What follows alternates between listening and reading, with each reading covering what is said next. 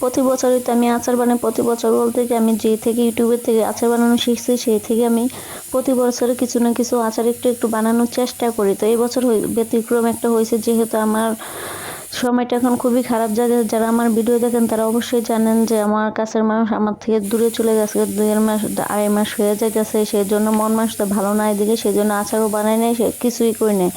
তো এই যেহেতু বাজারে গিয়েছিলাম, দেখি ভ্যানওয়ালা ভাইয়া 20 টাকা কেজি জলপাই ব্যস্ত আছে। ভাবলাম তো সস্তা পাইছি যখন একটু নিয়ে যাই। আমরা মানুষরা কী করি, যখন সস্তা পাই তখন মন মানুষদের না থাকলে তখন আনার চেষ্টা করছে, একটু দাম কম আছে তাহলে নিয়ে আসে। তো যেই কাজ সেই কথা, এই বাজার থেকে 1 কেজি জলপাই নিয়েছি 20 টাকা দিতে। ভাবলাম যে আচার টাচার বানাবো না, আচার বানাতে গেলে অনেক কিছু দরকার, এখন আমার কাছে অত টাকা পয়সা নাই, সেজন্য আচার বানাবো না। তো কীভাবে আমি জলপাই ফ্রোজন করে রাখি সেটাই আজকে আপনাদের সাথে শেয়ার করবো। হ্যালো এভরিওয়ান, কী অবস্থা? আশা করি সবাই ভালো আছেন, আমিও ভালো আছি। আজকে আমি ফ্রিজে কীভাবে জলপাই ফ্রোজন করে রাখবো সেটাই আজকে আপনাদের সাথে শেয়ার করবো। যেহেতু প্রতি বছর আচার বানাই, এই বছর আচার বানানো হয় না, যেহেতু আমার মন ভালো না, সেজন্য আমি আচার বানাই নাই, সেজন্য এইভাবেই জলপাই ফ্রোজন করে রাখবো। তো প্রথমে যেগুলো আমি জলপাই নিয়ে সে ভালো করে বেছে বাইচা বোটাগুলো ফালে ভালো করে ধুয়ে নিচ্ছি। কাঁচা কাঁচা জলপাই দেখে নিয়ে নিচ্ছি, যেহেতু আমি এটা কাঁচের বয়মে রাখবো। যে আমার কাঁচের বয়ম নাই, আমি 2টা অনলাইনেতে গ্যাস্ট্রিকের পাউডার এনে খেয়েছি, সেই 2টা কাঁচের বয়মে আমি রাখার চেষ্টা করব।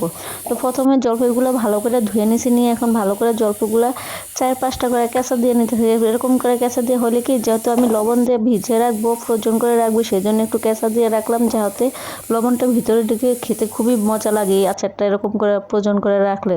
তো ফাইনালি আমার কেঁচা শেষ হয়ে গেছে। তারপর আমি 2 ঘন্টা 2.5 ঘন্টা রোদে দিয়ে রাখছিলাম, অফ ক্যামেরায় রোদে দিয়ে রাখছিলাম। দেওয়ার পরে ঘরে নিয়ে আসতে এখন রাত হয়েছে। এখন ভাবলাম যে কাজটা করে তো এখন সমান সমান করে 2 বয়মের ভিতরে জলপাইগুলো রেখে দিবে। যে দেখেন কাঁচের বয়ম 2টা বয়মে আমি গ্যাস্ট্রিক মেথি পাউডার খেয়েছিলাম, সেই পাউডার 2টার বয়ম রয়ে গেছে। তো ভাবলাম যে এরকম টাকা পয়সা নেই, তাহলে এই বয়মের মধ্যে রেখে দেওয়া অল্প অল্প কিছু করে। এই যে দেখেন 2টা কাঁচামরিচ দিয়ে দিবে। 2টা কাঁচামরিচ দিলে কি হয়, একটা অন্যরকম ফ্লেভার গ্রান আসে, ভালো লাগে খেতে। তো এরকম করে আমি রাখি, আপনারা অবশ্যই রাখার চেষ্টা করুন, একবার রেখে খেয়ে দেখবেন, অবশ্যই ভালো লাগবে।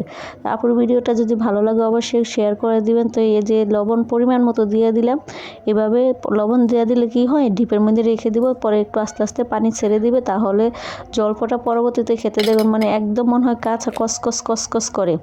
তো আজকে ভিডিওটা এই পর্যন্ত, পরবর্তী আরেকটা নতুন ভিডিও নিয়ে চলে আসব।